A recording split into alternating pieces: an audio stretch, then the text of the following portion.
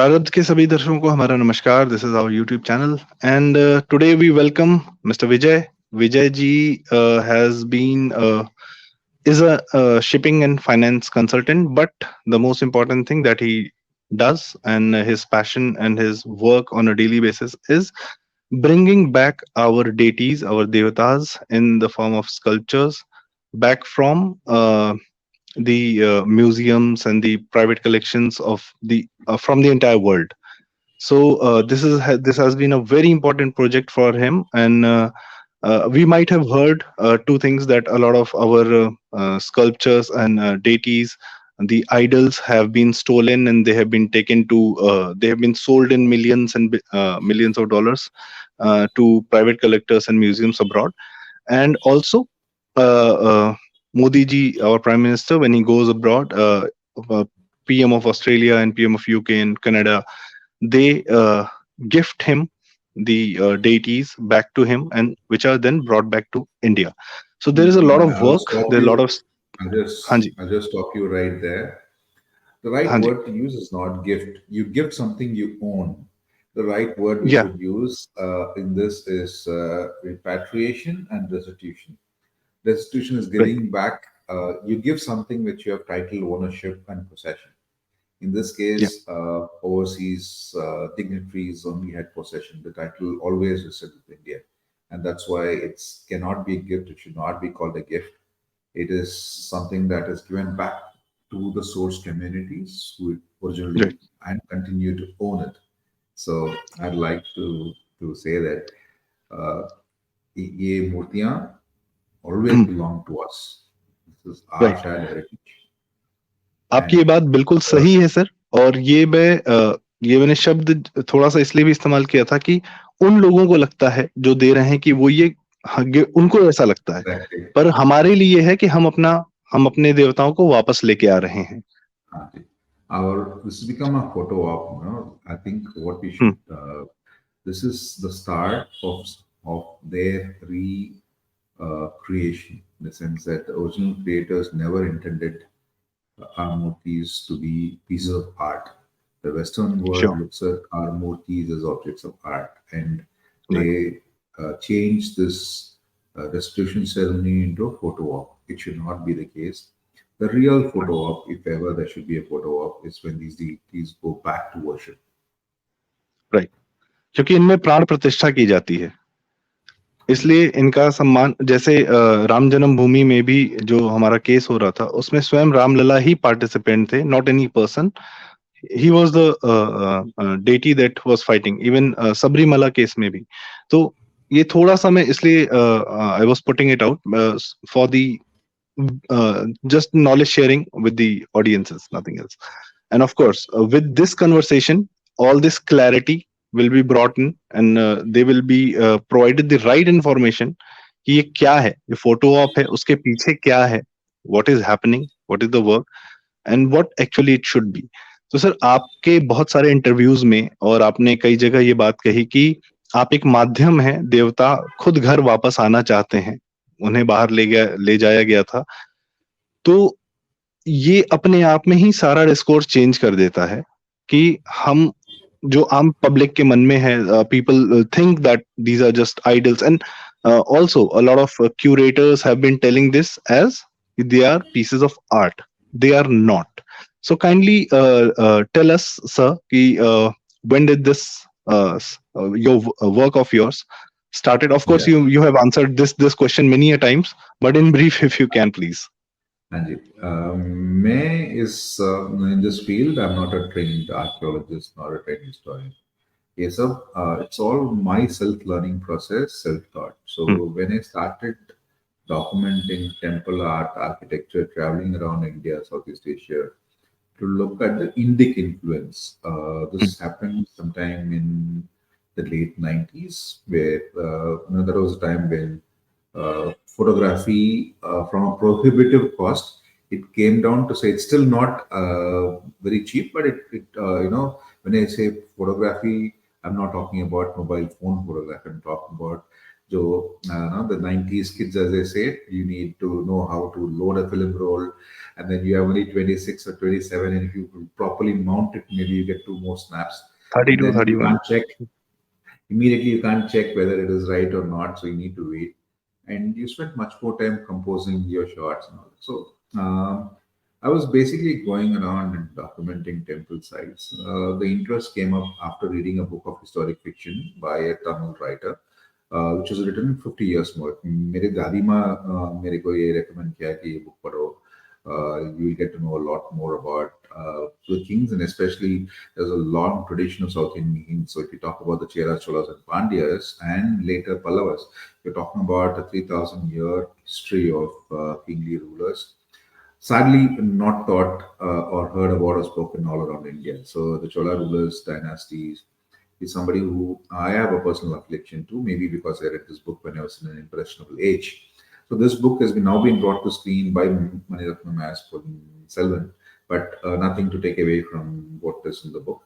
So I got to read the book, and a couple of our friends we started blogging. So again, thanks to the internet and social media. This was before the birth of social media. हम लोग जो Yahoo groups or Google groups, and those people who still remember those fondly, in 2002-3 we started dabbling about what little history we know about, and we started traveling around the path taken by these jo inscriptions. I don't know the exact word in Hindi for inscriptions. Inscriptions. So every wall, in fact, about I would say about 70-80% of our history we know from temple inscriptions. And when I say temples, it's not just Hindu temples. We're talking about Jain monasteries, we're talking about Buddhist icons. And I realized that a lot of these sites across the length and breadth of India, we had a lot of iconoclasts, we had issues in the 13th and 14th centuries. There's a lot of breakage temple ruins and all that. A lot of our murtis were buried for safety, and they were buried because the invaders would melt them if they're made of stone or of metal, or they would break it, deliberately mutilate it if it's made of stone. And so our ancestors have written it, codified it in the Agamas, which say that when faced with a hostile threat, you can either dig a pit, line it with kosher grass, coal, charcoal, make it moisture proof, bury the devatas face down and close it so that when they are dug up, the facial features don't get. So they went to that extent to describe how to safeguard these murtis. And sadly, we still get all over India. If you take from West Bengal up to Madhya Pradesh, Uttar Pradesh, down south in Tamil Nadu, we get hundreds of these murtis every year coming out from underground whenever people are constructing stuff. And the only reason that I can think of that these murtis could not be reinstated immediately after that, because of course the threat, especially in South India, lasted only for about 30 to 40 years. But for some reason, these murtis were never brought back to worship. So at that point of time, you realize the sacrifice our ancients had made to safeguard their devatas. And that when these come out, I was shocked to see them being commoditized, being sold for wasting via waste paper stores through a host of smugglers, reaching shores abroad where they were auctioned publicly for millions of dollars. And not all of these land up in museums. A lot of people think, I find this question like, you don't know how to take care of your gods in museums. You have perfect lighting, temperature control. These deities don't need all that. For 1,000 years, they just survived with the loving care Survived of on the their own. beast. So it was just a dollar-driven greed that's now commodifies and put a price tag on our priceless movies. So in 2004-5, we started reading more about this and got introduced to a lot of written works. But I was shocked to see, because everybody knows, right from 1960s to 50s, you see Hindi films, you'll see Muti Chori almost like a comic element. You see a smuggler depicted even today in movies. They show, if you go to a smuggler's den, or you see the gangster and a few murtiyas on the side. There's And no Nataraj is there. uh, there will be no proper academic, non-academic, fiction, non-fiction work on documenting the antiquities of India, and that stems from the fact that India for a long time did not care. To put things in perspective, if you take the CAG report of 2013, when I say CAG report, this is also a CAG report, not the CAG report that everybody knows of.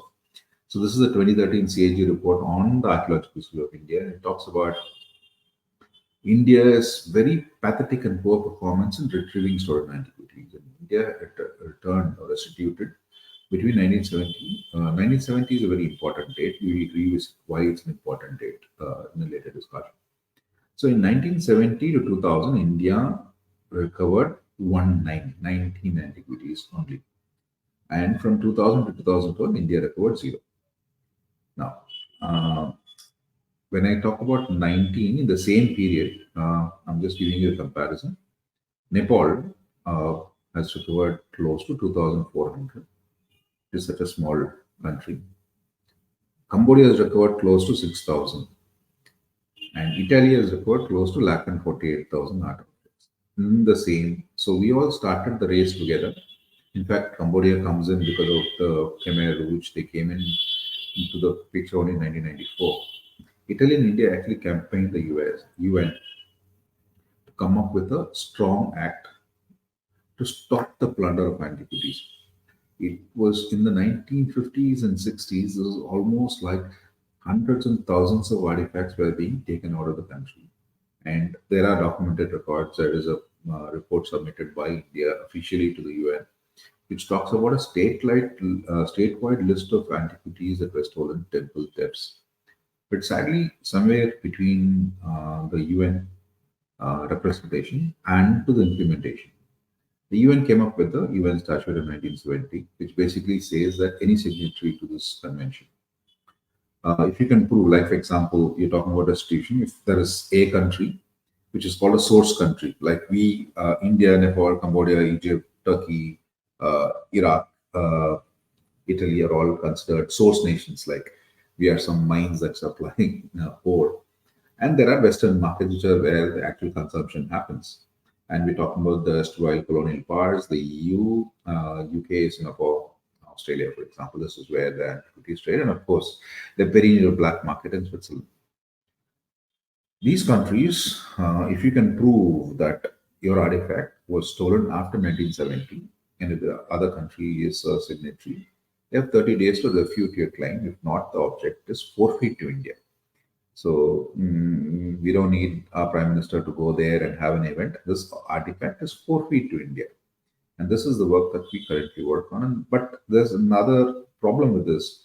The UN did not have a teeth, does not have a teeth even now. Even previously, they did not have a teeth. They couldn't bring it on a retrospective basis, where even though they put a guideline saying you are signing this for objects before 1970, uses in the spirit, in the same spirit.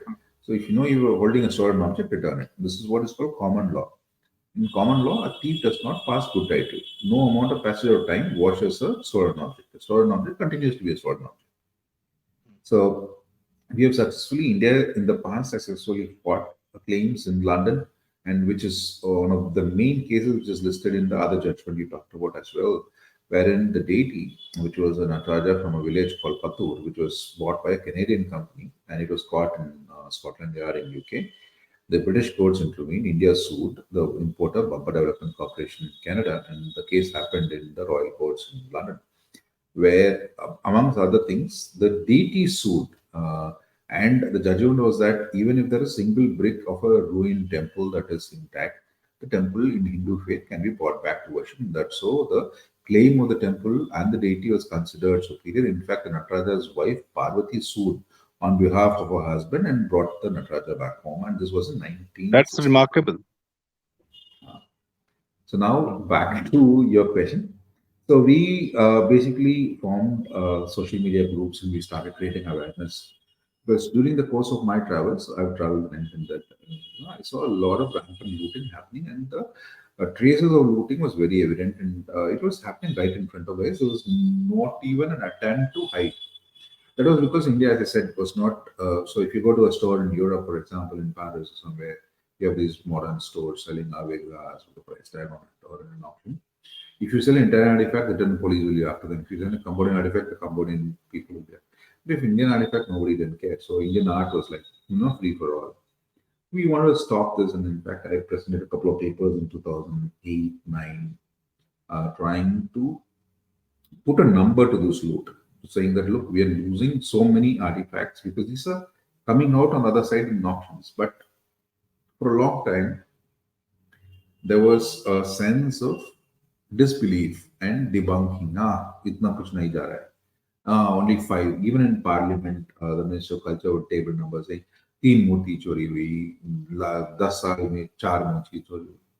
Nobody went. So whenever I was talking about numbers going into the thousands, and this was what was the loot happening on a daily basis. And I quoted examples where there are cases where an auction house in London, for example, in Sotheby's, in 1990s, it was exposed by a BBC reporter called Peter Watson. And he actually did this expose on Italian art that was laundered via Switzerland by Sotheby's in London. But he published it as a book called Sotheby's Inside Story, still available on Amazon. He talks about one chapter in India where he basically came to India. He met three networks in Bombay, in Delhi, and Rajasthan. And they say, if you want the Taj Mahal, let me know, I'll ship it out and pass to you. Okay. And that was the audacity. I'm not saying the Taj Mahal is something great, because I feel there are multiple other much more beautiful monuments that have not gotten the same amount of recognition as the Taj. But then he named three networks, and these networks, what they used to do, so these India experts from Sotheby's used to come to India. They would take help from sold scholars, some Lotus awarded scholars as well, go on recce trips, pick and choose objects that will sell back in London, Europe, and then they were looted. So it was not some random looting. This was an organized robbing on an industrial scale where the best of Indian art was priced and then looted. These guys used to go back to London and write travel details. And he exposed one network called Vaman Gia Network. Vaman Gia was arrested. The book was published in 1998. Indian police arrested Vaman Gia in 2003. And in 2013, he was, the case failed because we couldn't bring back even one idol of the so-called 10,000 objects that were sold outside. Despite finding a lot of artifacts in his house, I guess. In warehouses in Delhi and farmhouses, they found about 830 odd sculptures, 430 were certified as antiquities. But no, we have the usual tamasha, a driver ke naam pe tha, there were a lot of these Binani things. But what is interesting is there was one Natesa from Rajasthan that the robbers had robbed, and they kept a fake near it as though people thought that this was the original, but the original was already looted and sent and sold to a buyer in London. And Vaman was arrested in 2003. In fact, when he was arrested, he locked himself in his grill gate. It took about 2 hours for the police to break in. And they entered finally. He had burnt catalogs and boxes of catalogs of Sotheby's and Christie's. He was burning them as they caught him. Interesting is there was this Natesa that was returned to the doorstep of the Indian High Commission in London, but this information never came back to India till Vaman was released. This was kept in the India House, and in 2018, when we did another restitution of a Buddha, they held it in the inside, and on the background was this Natesa who we were searching for almost 30 years. And finally, during COVID, we reopened the case, and the Natesa has come back to India. Till then, it was like a showpiece. Nobody knew why he was there. So this is how India has been lax. So after doing all this, yeah. I was asking, sir, taking cue about 10 years. Yeah. For 10 years. Taking cue from. Yeah. I'm sorry, I'm interrupting. Please go ahead. Yeah. No. So I was doing this as an individual and a team.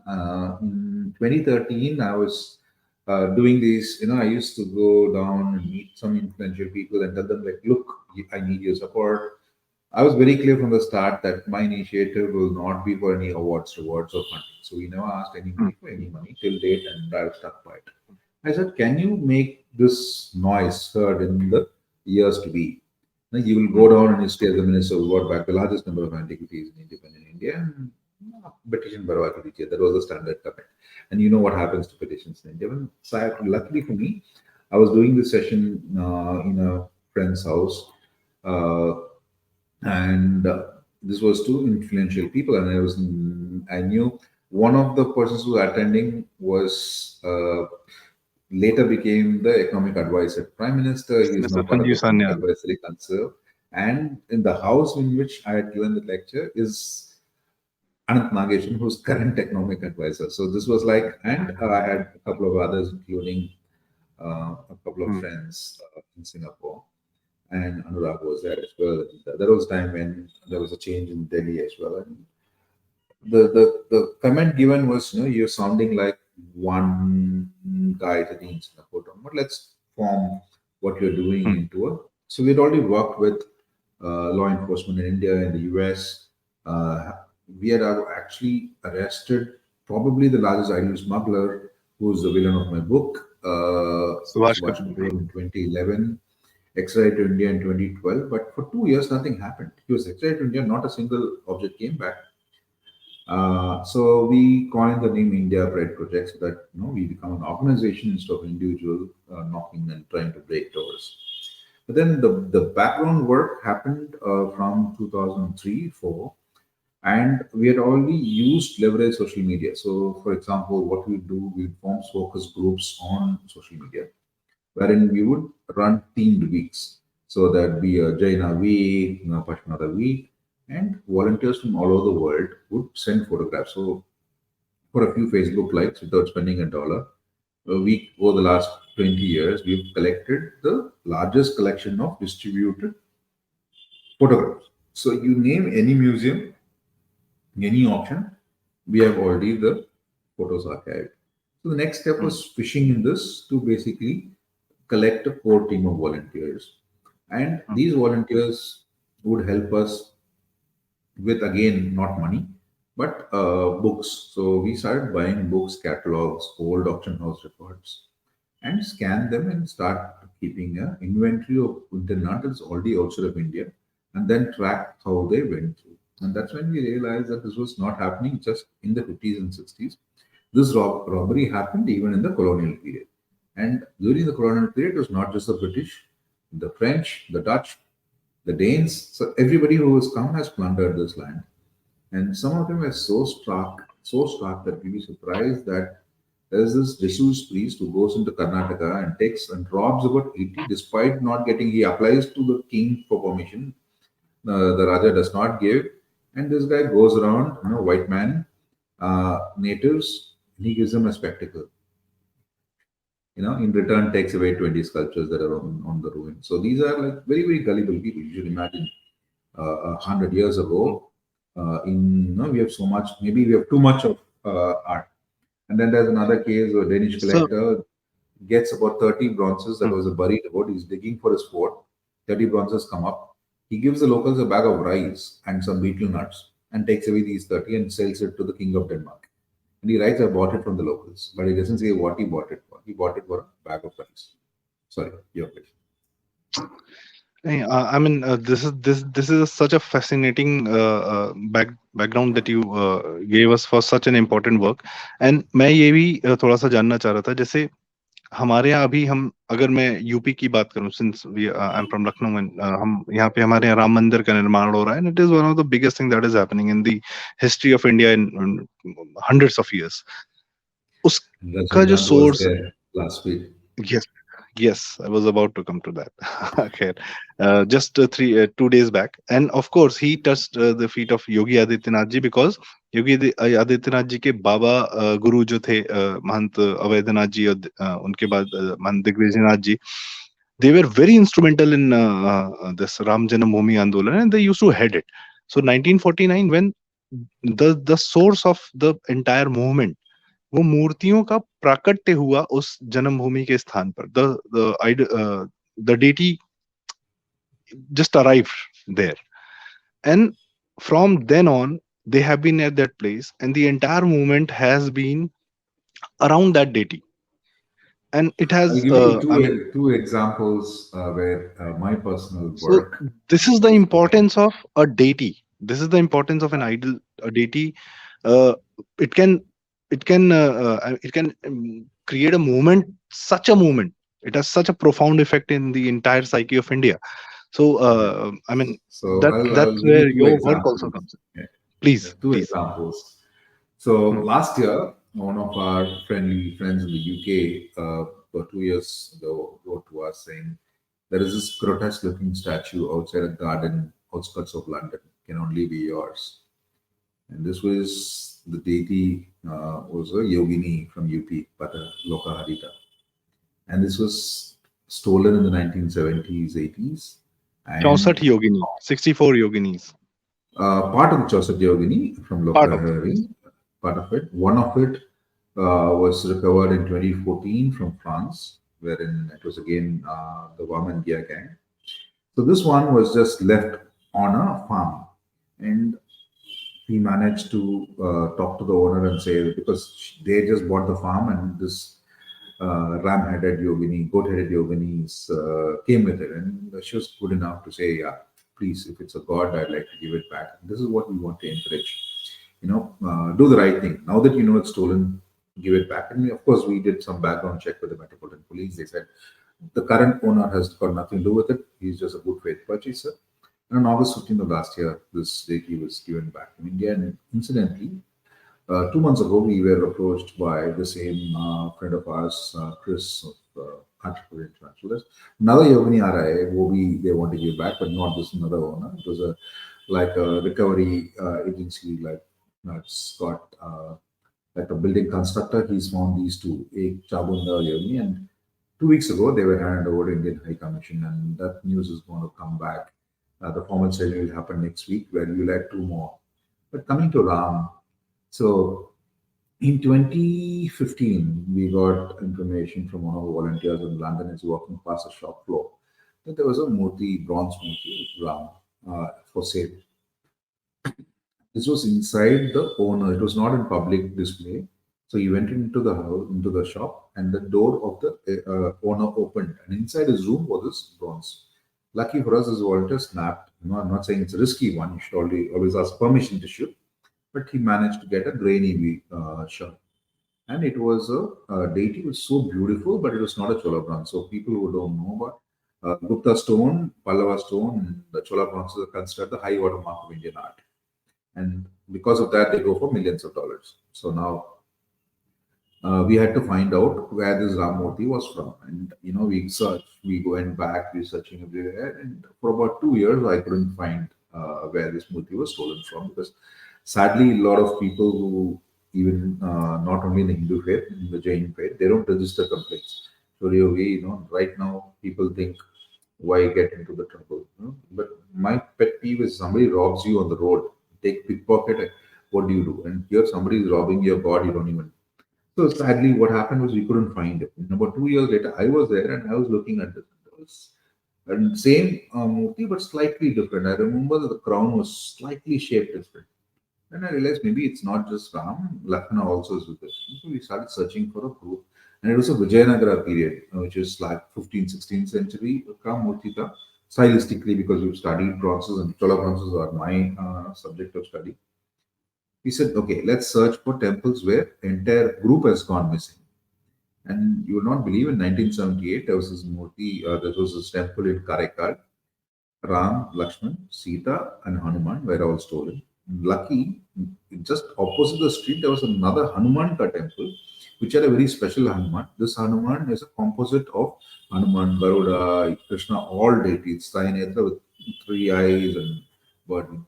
It was too heavy for the robbers to lift, they didn't lift it. So the temple, which was Panchmukhi, originally maybe. a Rama, Panchmukhi Hanumanji.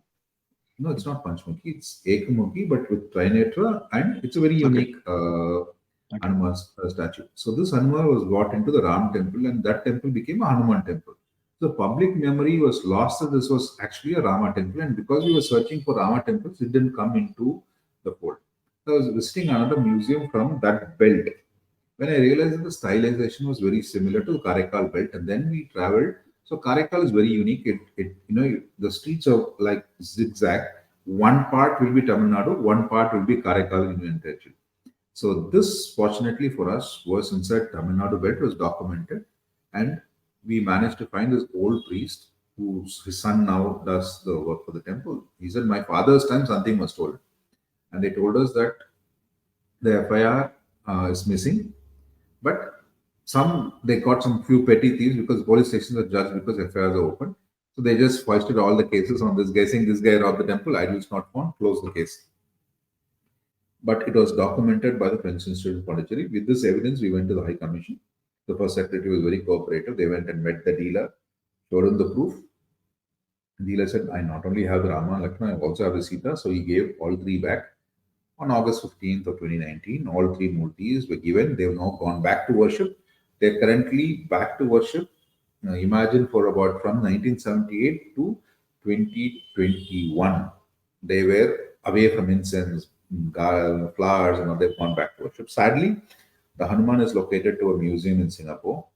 So the dealer who's supposed to be the greedy man returned it, but the museum is still not because we are still working. Singapore is not a signatory to the UN Convention. We are still hoping that Hanuman will come back. So we got back a Rama group as well back to India. They've gone back to worship, which is the most important. Coming back to the thing that you said, sadly the dealer has given sadly the dealer has provided it back, but the museum hasn't. Our museums world over, they are sugar coated criminals. Is that so? Because I found in your book one more thing, just out from your book. You said that the crime is stealing from a place of worship gets a maximum of 3 years and a fine of rupees 2,000. That's it. I mean, somebody's. Sadly, This is how our just a larger macro question. How hard had this been from you, from the Indian authorities, from the ASI, and from the FIR, as you said, you have to get the proof because you have to provide the proof that it has been stolen from yeah. here. So you So know what is that the you know the one end from where it was stolen. You know the other end where it is located. But just to connect the dots, how hard it is to connect the dots. Well, we are still waiting some cases for about 10 years after this evidence because our bureaucracy and red tape still exists. Museums will know, see, some of the ones that you got back are worth about $5.67 million. You're talking 5 million into whatever, 80, you know what, we're talking about 50, 60 crores. Nobody's just going to give it back because some joker sitting in Singapore or Chennai is writing to them. In fact, that happened. We had a Ganesha statue that was stolen from Sri Temple. We managed it. One of our volunteers went there, took a photograph. There was a small blemish in the trunk. We managed it with the pre-theft photographs, gave it to the museum, gave it to ASI, gave it to the Indian High Commission. The museum replied back saying they're checking. They wrote a letter to the Indian High Commission in New York. They did not get a response for 6 months. They wrote saying this guy is saying it's stolen. What should we do? They did not get a response for 6 months. And I'm talking 2014, 2015 times. They wrote to the Indian High Commissioner and they did not get a response for 1 year. So finally, they took the statue because the proof was already clear for them. They gave it to Homeland Security. So in 2016, when Prime Minister Modi went to New York, he was given back his Ganesha. So this is how, in fact, that is a larger question. We now, apart from what has been seized from Subhash Kapoor, and Subhash Kapoor's individual seizure, which is what we call Operation Ideal, a total of 2,622 items were seized, valued at $108 million. And after that, there are some other seizures. At least, if my guesstimate is right, we're talking about another 1,500 odd sculptures that have been seized, waiting to come back to India. ASI wants to go to New York and inspect these. No other country does that. And no other country waits for 5 years, 3 years, 2 years. Every other country, if I say, I have your artifact, I want to give back, you will say, okay, I'm coming. And here they all want to have, let's say, 5 guys go to New York, 2 of them experts, and 3 of them are, God knows who. 2 days they spend, and then 4 days they go around New York visiting. And by the time they can inspect only about 13, 14, 20, 30, so they bring back 60.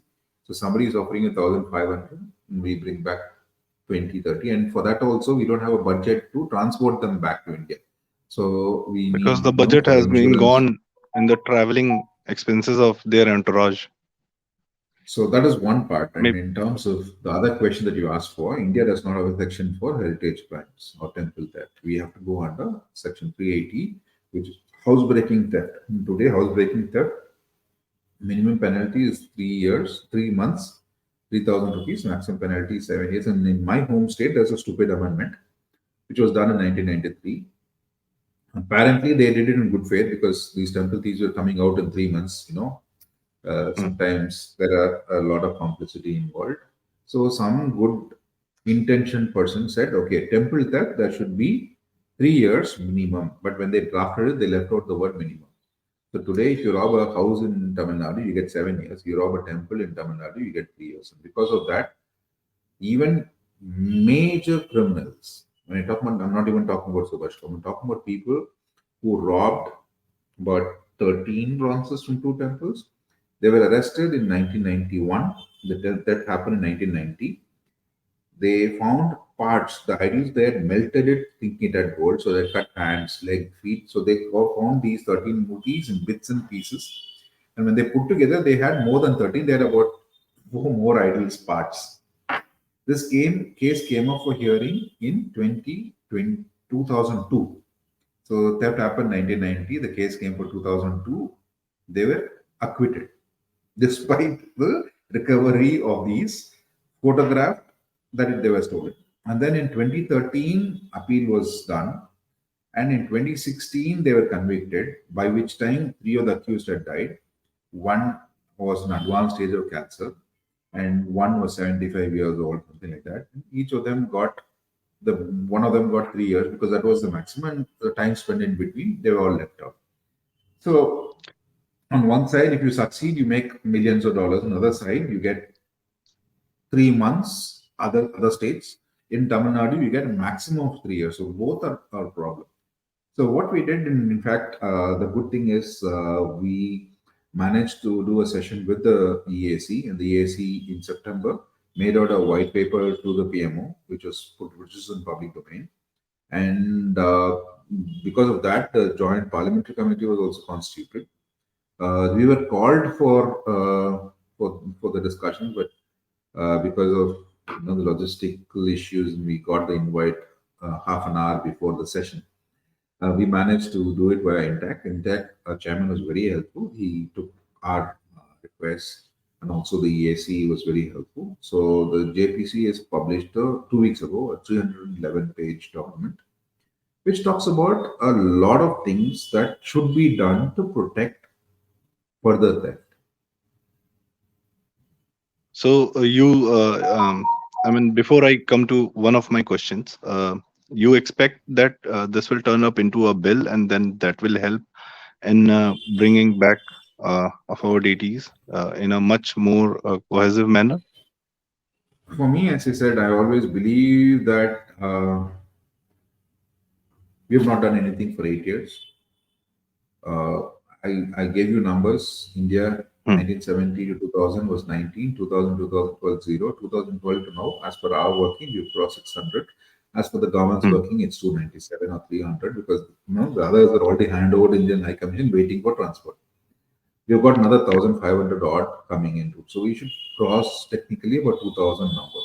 All this happened with nothing changed on the ground. No centralized art squad like Italy has done. Italy has centralized art squad equipped with the best tech, best lawyers, and there they fight cases in America. They sue auction houses, and they've managed to show that they can recover 1,20,000, 1,40,000 objects.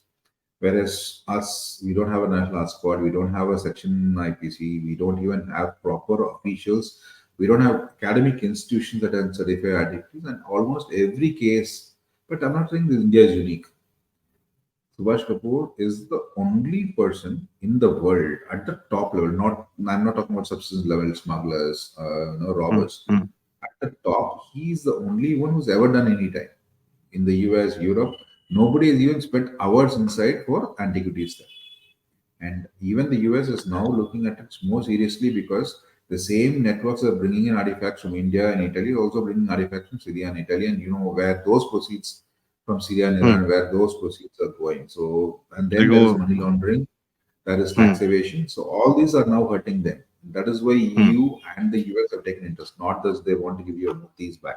It's just that these networks and profits of this crime are being used for other activities.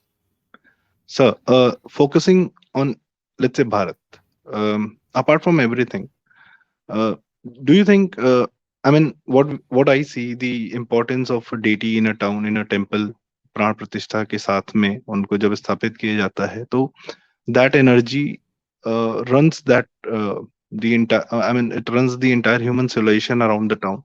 It gives them a source of strength to run it for years and years, and of course, runs the economic activities as well, like Vaishno Devi, or even in Tirupati Balaji, or these are the prominent names that I'm taking, because generally public take, and I'm taking it from across north and south everywhere. No, I Kamakhya was in in Goa. Calcutta last weekend, and I saw the I'll number of just complete my people there. question, sir.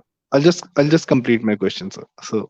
So these deities have had some sort of, considering them as art or sculptures, they have some sort of commercial value in outside India, maybe with few people in India, as you said, ki they were stolen, of course, for money. But they have a much larger value when it comes to our own civilization, our own, and this value is not being understood by a lot of people. So once this value of the deities is being understood, I mean, that might have been understood by the kings that you said, and a lot of people who have tried to save it from getting stolen, or from broken, or even from the Akranta, or the people who came here and broke our temples and whatnot. So I know a lot of stories where the Brahmins used to clutch those deities in their arms and just ran away in the mountains, or just uh, went into a well. I mean, took a jump into the well, or took a jump into the river. Or maybe right now, a few days back, a shivling was, I mean, 2 3 shivlings were, they just emerged from ground in Purvanchal of UP, east of UP. So this understanding of the value of the deity, not commercial value, but the actual value, which connects it to the our entire civilization. Do you see this value, this understanding is getting better with the public, or has it dwindled down? What is the hope with this understanding of See, value of deities? see, the first thing is faith. You're eroding at the very tenets of faith when gods are displaced.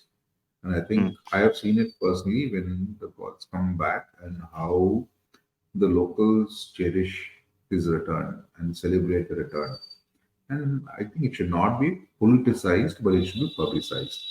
People mm, should know that something that's gone out, like we bought back an Nataraja Murti, it was sold in 1971 from Punninallur. 20,000 people landed up. And then there was this another temple in Kulasekaram, came back from Australia. It was a celebration. And today, when we go back, you can see how the economy has changed. And I think they believe that rains will not fail when the God is there. This is faith. Whether it actually mm. works or not is up to each one. But then when you take away those murtis, so I have another case that I wanted to explain again. Take your help, maybe. So we're talking about a Vishnuka Murti that was Yes, in please. erstwhile East Pakistan or East Bangladesh. And this was before independence. So during partition, this entire village of 800 odd people moved to India. They set up in Orissa. The entire community moved to India, which is, which was earlier British India. They bought the Vishnuka Murti and set it up in a temple. Now in 2004, theft happened. Robbers stole the Murti, and it was caught when they were transporting across the border to Bangladesh. The Bangladesh Border Security Force seized that and is currently in Dhaka Museum. Now, this poor 87-year-old is writing letters to the Prime Minister saying, "Mera murti chori ho." Now, who owns the antiquity? So, this antiquity was originally from present day Bangladesh, but there was time when Bangladesh was not even created, it was not even East Pakistan, it was British India. Now, that's where I think the world always believes history belongs to its geography, but I think history belongs to the community. Especially when you're talking about living icons. So we need to be sure that we are restoring faith to the community, and that sadly has not yet reached the bureaucracy. But it is changing. Initially, it was very, very difficult, as I told you the example in the US, but now it's changing. We find more people receptive, and thanks wherever the Prime Minister goes, as you said, he brings back what they've been giving back. Ideas. So the bureaucrats know that this is on the Prime Minister's radar. In fact, I was in the DRI Foundation Day ceremony a few years back, and it was also in the DRI's list of things the Department of Revenue investigates. So they also put that recovery of antiquities in their submit a report. So I think what is required now is uncomfortable questions should be asked. So the uncomfortable question is, you are talking three Motis only. How come hundreds are coming back? So that means how much are going out. The numbers don't lie. The numbers say that only hardly 1 to 2% thefts are reported. Of that, only 10% are recovered. So if you 100 Motis are lost, only about 2% are reported. Of the 2%, only 10% are recovered. So if you're talking about 1,000 motis coming back, you're talking about 10,000 to 100,000 the world economy and continuing. We see this example, and I know examples where motis are still being shipped. Not just motis, we're talking about everything. Public art is being stolen from India, monetized, mm, and they're going. So what we need is, after all this photo op, the uncomfortable questions must be asked. Saying, how come these are leaving India? Are our borders so porous to mm, allow these shipments to go out of India? And if we continue to allow this plunder, what will happen? Tomorrow, if you want to see, let's say, a good terracotta vase from mm, Chandraketugarh, they'll say, go mm, to the V&A, go mm, to Metropolitan Museum in New York, because nothing of it exists in India. And this is where I feel we are doing the greatest incident. This robbery has happened in our watch. So not only should we get back certain items, we should also put the system, because the network still we are exist. The collecting lobby cabal is so powerful. See, they can attempt to sell 10, steal 10, 100. If they even succeed in one, they make millions. So unless we go mm, after all these networks, bringing back a few murtis, having this photo op, embassy may, you have this huge celebration, and then when they come back, you do this one. But unless you catch the actual robbers, mm, unless you plug the loopholes, we cannot survive. And for mm, that, what we need, we have to document our antiquities. If we don't mm, document, we cannot get back. Why? Documented antiquity is like 50% of the case solved. So we mm, have to create a citizen-led. Maybe the governments, we can't wait for the governments to come. The government has announced a lot of things. But unless people report this, first document antiquities. So if you are in a village, if you have a murti, document it. And if it gets mm, stolen, report it. The moment if you report it and publicize it's a document antiquity, it's unsellable in the open market. So these are things, and we should push the government to come up with a national art squad with people who are wanting to do it out of a sense of loss and not out of a sense of entitlement. Today we're talking about people who are technically custodians, and pain to say, when we give a restitution claim, जो mm, proof हम दे रहे हैं, oh my God, this guy's giving me more work. That is the attitude. Here is somebody doing your work and you're restituting 1,000-year-old icon back. You should be jumping for that file. Like, thank you, I will get it. Here you have to say, mm. Sir, you signed the file. What's happened? Can you give me an update? Have they replied? This is where a dedicated art squad is required for the country. Right. And I'm, of course, listening to you, I think there are two things that can be done. One is, I have heard a lot of in its media, and of course we all have heard कि धार्मिक भावनाएं भड़काने के आरोप में police takes a lot of proactive measures to on the people who try to bring in communal agenda or try to run a riot. I mean, if somebody's being charged with theft for stealing a deity, this charge should also be put on that, because that process of stealing a deity is definitely hurting the sentiments of a dharmic person. So that should also be taken care of, and maybe increase the punishment level in the existing law framework. Second, there might be a reverse engineering process. With the help of a lot of people, we can create a temple complex, huge temple complex, where all these deities which are being brought back to India and they are not finding any place at, let's say, their original place, original temple, they can be placed in this huge temple complex, and this should be celebrated that we have created a place to bring back the deities. And I know for a fact that that place will not be a museum, should not be a museum as you mentioned it. It has to be properly placed there by prana pratishtha and proper.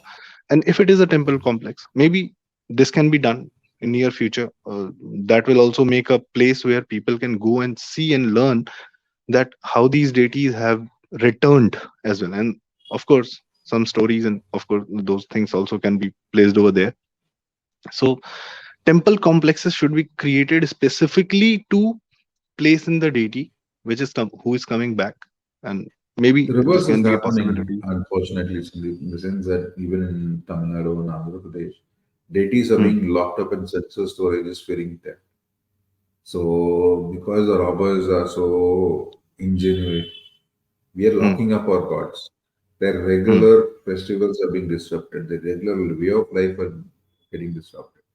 So that's why I said the importance is not just in bringing back and say housing these Vapasai Murtiya.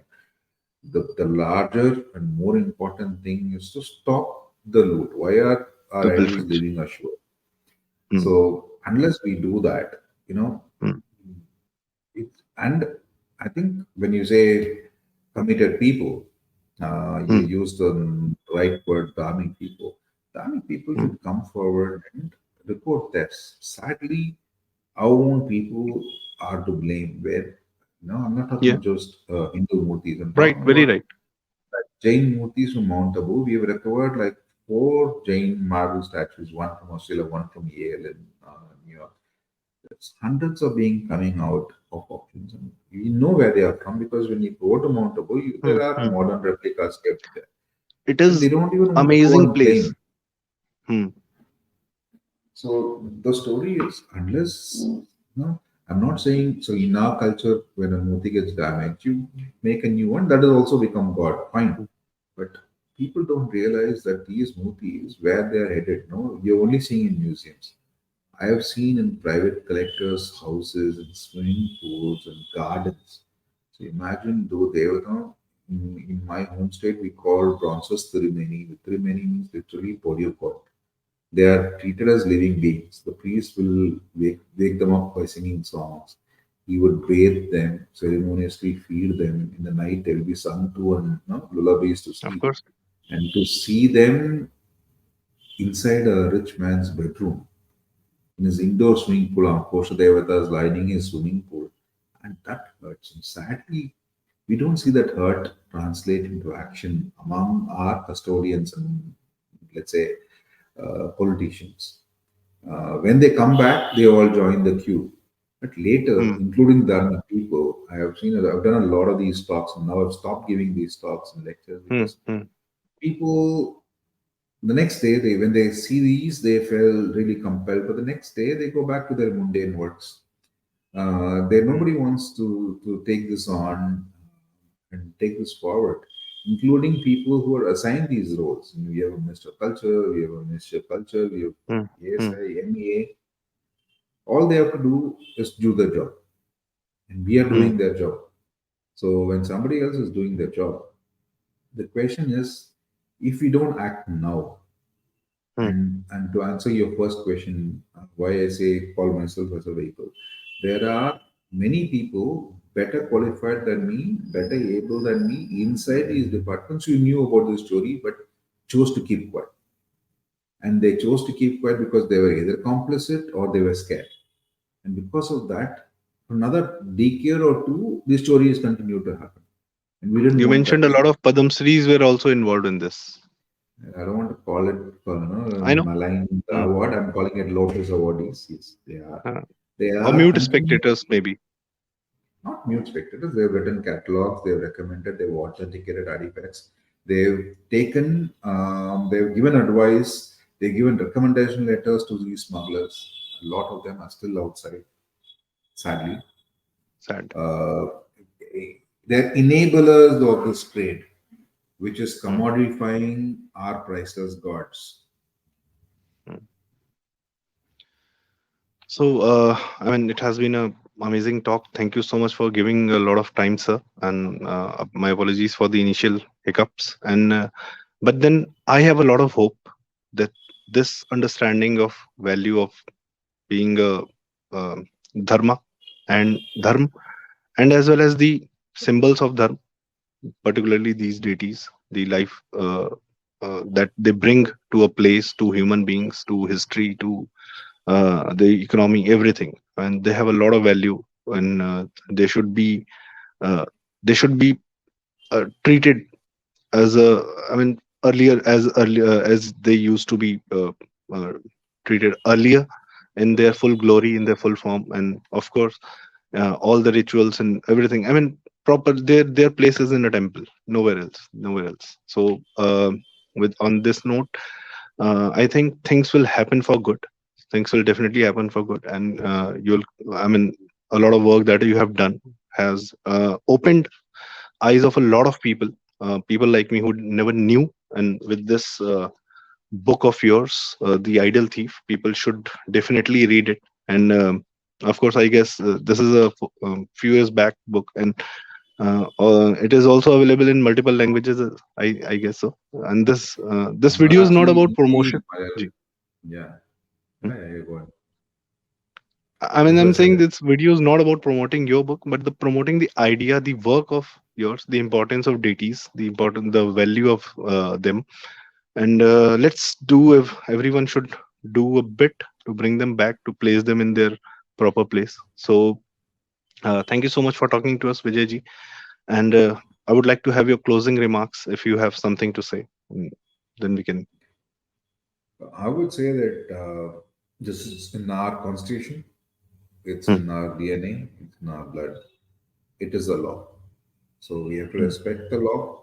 If you're a citizen of India, you're supposed to protect our heritage and culture. So if possible, support. Look for hashtag Bring Our Gods Home on Twitter. hmm, Uh, we need volunteers, but we need volunteers who can support with time and effort, not money. We don't take any funding. We don't take any hmm, money. If you see an Indian artifact outside of India, if you're traveling, be safe. Don't get into a fight. If they allow you to take a photograph, take a photograph. Send it to us. You, we know what to do. We know how to build that camera. hmm, Similarly, if please go to your village, make sure you know which temples are in your village. Document it. Any loose antiquity, document it. And if you hear anybody talking about things lost in the past, we've got back antiquities lost in the 60s. Now we're working on a few cases in the 1920s. So we can reopen older cases. So if there's anything that you would like to report, we keep the information totally confidential. And lastly, I think the government should also do something to strengthen the punishment. And we hope hmm, that they will take the recommendations of the EAC and the parliamentary committee. Hopefully, we will see a lot more Motis return, which again is not an achievement, is because we let them go out in the first place. So we should stop that bleed. But we will hmm, work because the returns are equally important because they cut the demand. So this is akin to wildlife trafficking. When the buying stops, the killing stops in wildlife. Similarly, when the buying stops, nobody pays $5 million for rabbit. We will not be needing to safeguard our communities. So we are working on towards that to make sure that there is not an open market for stolen antiquities. But that will come only with governmental support. We few individuals, non-profits, NGOs can only do so much to raise awareness. I think we have done enough to make the noises heard. We hope yeah. the noises open doors and windows, and we hope stricter, harsher regulations and legislations, punishments are in. And there is a central art squad created in India as well, which other countries have done. And I think the G20, this is one of the key issues. But again, I feel that there's a lot more that should have been done. Photo ops are not my thing. I'd rather Hmm, see hard action pathways created and regulatory norms on a lot of things, which we hope these that are in. So please look up the CAG report of 2013. Please look at the EAC report of last year, September, and the JPC.